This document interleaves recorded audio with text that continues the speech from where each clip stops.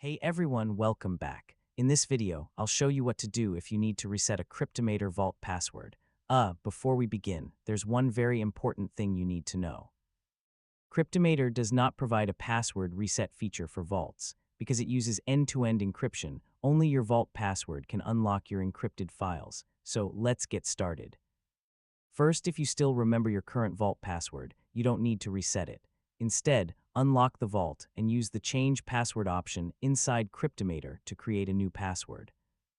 This is the only supported way to replace your existing vault password. However, if you've forgotten your vault password, unfortunately, it cannot be reset or recovered. Yeah, Cryptomator is designed so that even the developers cannot access your encrypted data or restore a lost password. This is what keeps your files secure.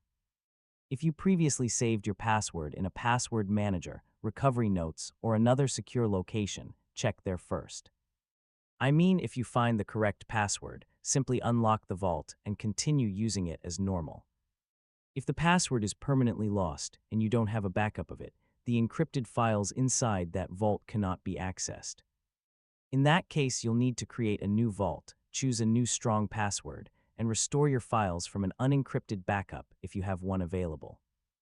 To avoid this situation in the future, always store your vault password in a trusted password manager or another secure location.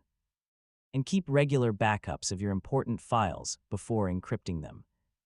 And that's it. You now know why a Cryptomator vault password can't be reset and what your recovery options are if you forget it. If this tutorial helped you, don't forget to like the video, share it with your friends, and subscribe for more easy tech guides. Thanks for watching, and I'll catch you in the next